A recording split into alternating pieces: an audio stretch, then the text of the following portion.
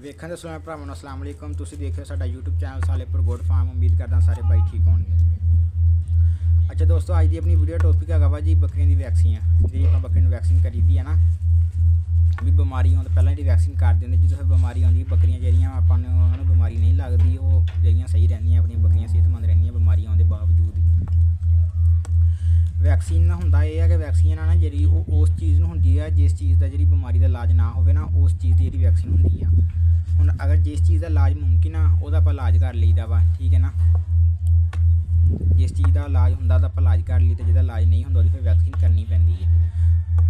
ਹੁਣ ਕਈ ਵੈਕਸੀਨ ਇੱਦਾਂ ਹੁੰਦੀਆਂ ਕਿ ਸਾਲ 'ਚ 2 ਦਫਾ ਹੁੰਦੀਆਂ, 6-6 ਮਹੀਨੇ ਬਾਅਦ। ਕਈ ਵੈਕਸੀਨ ਹੁੰਦੀ ਸਾਲ 'ਚ 1 ਦਫਾ ਹੁੰਦੀ ਹੈ।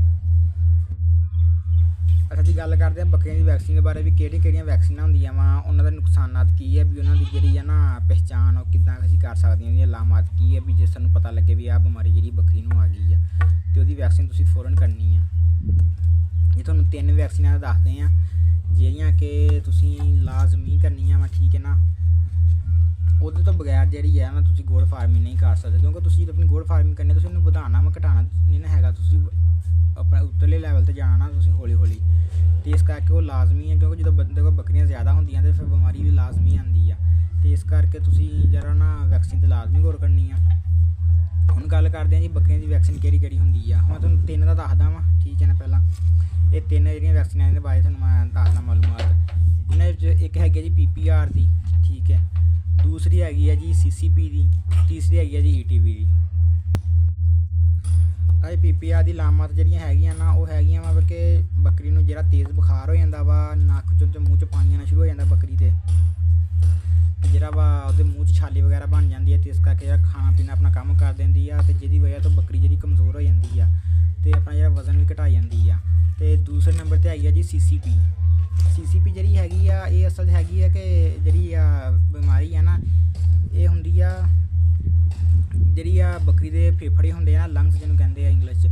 ਇਹ ਫੇਫੜਿਆਂ 'ਤੇ ਜਿਹੜਾ ਜ਼ਿਆਦਾ ਅਸਰ ਕਰਦੀ ਆ। ਬੱਕਰੀ ਦਾ ਜਿਹੜਾ ਸਾਂਸ ਜ਼ਿਆਦਾ ਫੁੱਲਦਾ, ਵੀ ਬੱਕਰੀ ਨੂੰ ਸਾਂਸ ਬਹੁਤ ਚੜ੍ਹਦਾ ਵਾ, ਅਤੇ ਉਸ ਤੋਂ ਬਾਅਦ ਇਹ ਜਿਹੜੀ ਆ ਕਹਿ ਲਓ ਕਿ ਇਹਦੇ ਵਿੱਚ ਵੀ ਤੇਜ਼ ਖਾਂਸੀ ਬੁਖਾਰ ਵਗੈਰਾ ਸ਼ਾਮਲ ਹੋ ਜਾਂਦਾ ਵਾ। ਬੱਕਰੀ ਆਪਣਾ ਖਾਣਾ ਪੀਣਾ ਸਾਰਾ ਛੱਡ ਦਿੰਦੀ ਆ, ਅਤੇ ਇਹ ਵੀ ਜਿਹੜੀ ਬਿਮਾਰੀ ਆ ਬੜੀ ਜ਼ਿਆਦਾ ਜਿਹੜੀ ਤੇਜ਼ੀ ਨਾਲ ਨਾ ਇੱਕ ਜਾਨਵਰ ਤੋਂ ਦੂਸਰੇ ਜਾਨਵਰ ਨਾਲ ਫੈਲਦੀ, ਖਾਸ ਕਰ ਉਦੋਂ ਜਦੋਂ ਬੱਕਰੀਆਂ ਤੁਹਾਡੀਆਂ ਤੰਗ ਜਗ੍ਹਾ 'ਤੇ ਹੋਣਗੀਆਂ, ਠੀਕ ਹੈ ਨਾ, ਬੰਦ ਜਗ੍ਹਾ 'ਤੇ।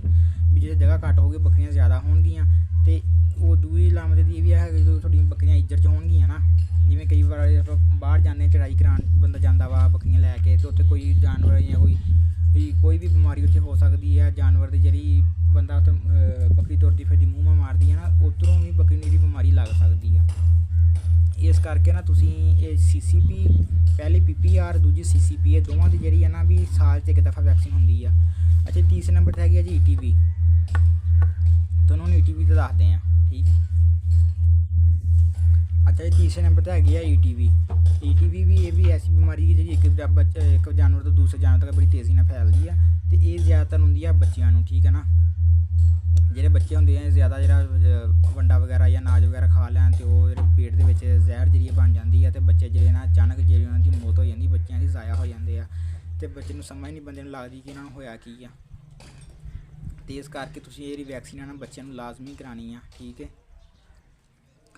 ਅਤੇ ਇਹ ਜਿਹੜੇ ਆ ਜ਼ਿਆਦਾਤਰ ਜਿਹੜਾ ਬੱਚਿਆਂ 'ਤੇ ਜਿਹੜੀ ਆ ਨਾ ਅਟੈਕ ਕਰਦੀ ਆ, ਜਿਹੜੀ ETV ਆ।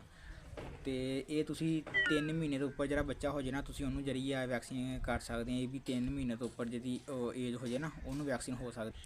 ਅਤੇ ਇਹ ਜਿਹੜੀਆਂ ਦੂਜੀਆਂ ਬਿਮਾਰੀਆਂ ਕੋ ਤੁਹਾਡੀਆਂ ਜਿਹੜੀਆਂ ਗੱਭਣ ਬੱਕਰੀਆਂ, ਤੁਸੀਂ ਉਹਨਾਂ ਨੂੰ ਆਸਾਨੀ ਨਾਲ ਤੁਸੀਂ ਉਹ ਵੀ ਕਰ ਸਕਦੇ ਆ। ਵੀ ਜਦੋਂ ਡਿਲੀਵਰੀ ਤੋਂ ਇੱਕ ਮਹੀਨਾ ਪਿਆ ਹੋਵੇ ਨਾ ਡਿਲੀਵਰੀ 'ਚ, ਵੀ 4 ਮਹੀਨੇ ਦੀ ਗੱਭਣ ਬੱਕਰੀ ਤੁਸੀਂ ਉਹਨੂੰ ਕਰ ਸਕਦੇ ਆਸਾਨੀ ਨਾਲ।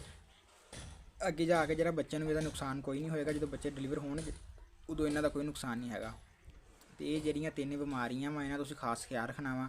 ਇਹ ਸਰਦੀ ਆਉਣ ਤੋਂ ਪਹਿਲਾਂ ਅਤੇ ਗਰਮੀ ਆਉਣ ਤੋਂ ਪਹਿਲਾਂ ਤੁਸੀਂ ਇਹ ਜਿਹੜੀਆਂ ਨਾ ਵੈਕਸੀਨਾਂ ਲਾਜ਼ਮੀ ਕਰਾਉਣੀਆਂ ਵਾ। ਚਾਹੇ ਤੁਸੀਂ ਸਰਦੀ ਆਉਣ ਤੋਂ ਪਹਿਲਾਂ ਕਰਾ ਲਓ, ਚਾਹੇ ਤੁਸੀਂ ਗਰਮੀ ਆਉਣ ਤੋਂ ਪਹਿਲਾਂ ਕਰਾ ਲਓ, ਠੀਕ ਹੈ ਨਾ। ਇਹ ਤੁਹਾਨੂੰ ਜਿਹੜੀਆਂ ਮੋਟੀਆਂ ਮੈਂ ਦੱਸਤੀਆਂ ਵਾ 3 ਜਿਹੜੀਆਂ ਵਾ, ਅਤੇ ਇਨਸ਼ਾਅੱਲਾ ਬਾਕੀ ਅੱਗੇ ਆਪਾਂ ਹੋਰ ਕਰਾਂਗੇ ਡਿਸਕਵਰ, ਠੀਕ ਹੈ ਨਾ, ਜਿੰਨੀਆਂ ਵੀ ਹੋ ਸਕੀਆਂ। ਵੀ ਜੋ ਵੀ ਬੱਕਰੀਆਂ ਜਿਹੜੀਆਂ ਬਿਮਾਰੀਆਂ ਨਾ ਉਹਨਾਂ ਦਾ ਇਨਸ਼ਾਅੱਲਾ ਸਾਨੂੰ ਅੱਗੇ ਅਸੀਂ ਦੱਸਾਂਗੇ ਵੀ ਕੀ ਹਿਸਾਬ ਕਿਤਾਬ ਉਹਨਾਂ ਦਾ। ਅਤੇ ਚੈਨਲ ਨੂੰ ਸਬਸਕ੍ਰਾਈਬ ਕਰੋ, ਲਾਈਕ ਕਰੋ, ਸ਼ੇਅਰ ਕਰੋ, ਅਤੇ ਮਿਲਦੇ ਇਨਸ਼ਾਅੱਲਾ ਤਾਲਾ ਅਗਲੀ ਵੀਡੀਓ 'ਚ। ਅੱਲਾ ਹਾਫਿਜ਼।